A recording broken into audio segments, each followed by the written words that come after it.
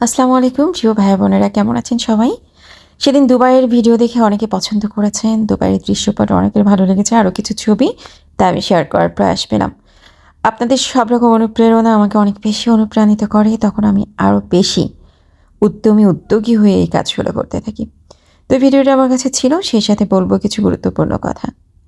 বিদেশে যারা যান বা যেতে চান তাদের জন্য সেটা একটা স্বর্গভূমি, যদি আপনি সেই বিষয়ে দক্ষতা অর্জন করে যান। আমাদের দেশের ছেলেমেয়েরা যেটা হয়, তারা কিন্তু কাজ করতে চায় না। খুব ছোটবেলা থেকে কাজের প্রতি তাদের ভীষণ অনীহা। আমরা বাবা মা হিসেবে ছেলেমেয়েদের খুব ভালো চাই, সেই হিসাবে আমরা বুঝি না কিসে তার ভালো হবে। আসলে বাচ্চাদের কিন্তু কাজের মধ্যে ইনভলভ করা, ইন্টারেস্ট তৈরি করা পড়াশোনার পাশাপাশি দায়িত্ব। আর আমরা খুব বেশি প্রতিযোগিতামূলকভাবে আমাদের বাচ্চাদের গড়ে তুলি যে অন্যের থেকে কিভাবে ভালো হওয়া যায়। নিজের মধ্যে অনেক গ্যাপ আছে, সেই গ্যাপগুলো পূরণ করে নিজেকে নিজের থেকে আরও উৎকৃষ্ট কিভাবে গড়ে তোলা যায়, ডে বাই ডে উপরে যাওয়া যায়, সেটা কিন্তু আমরা বুঝি না। আমরা বুঝি কিভাবে অন্যকে ঠকিয়ে বড় হতে হবে, কিভাবে ক্ষমতার শিখরে যেতে হবে, কিভাবে অনেক টাকার মালিক হওয়া যাবে।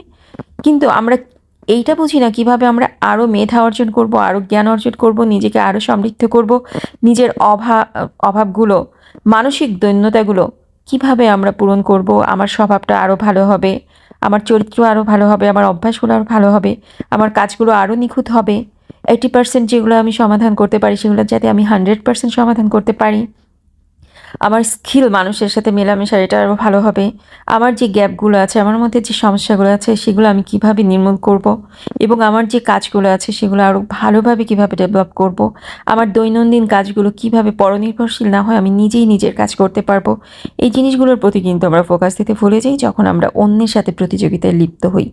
তখন একটা অসুস্থ মানসিকতা আমাদের মধ্যে তৈরি হয়। আমরা কিভাবে অন্যকে ঠকিয়ে তার উপরে যাব সেই চিন্তা করি। এটা একদম স্কুল থেকে আমাদের এই প্রতিযোগিতা তৈরি হয়।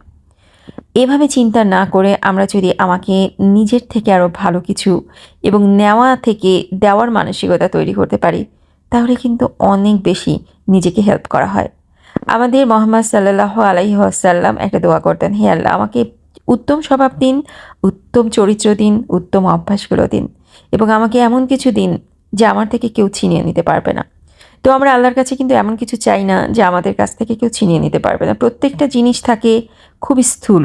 টাকা পয়সা, সম্পদ, জমি জমা, এগুলো কিন্তু যে কেউ আমাদের কাছ থেকে যে কোনো মুহূর্তে ছিনিয়ে নিতে পারে।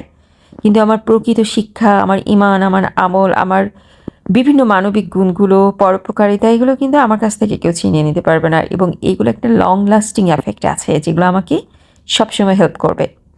তো এই জায়গাগুলো আমরা অনেক সময় মাথায় রাখতে পারি না, আর সেই ভূত নিয়ে আমরা বিদেশে যাই আর আমাদের মানুষ অনেক ছোট করে দেখে। আসলে মানসিকতা কিন্তু একসাথে থাকতে থাকতে অবশ্যই প্রকাশিত হয়, একটু সময়ের ব্যাপার মাত্র। তো সবাই অনেক ভালো থাকবেন, আমার জন্য দোয়া করবেন। আল্লাহ হাফেজ।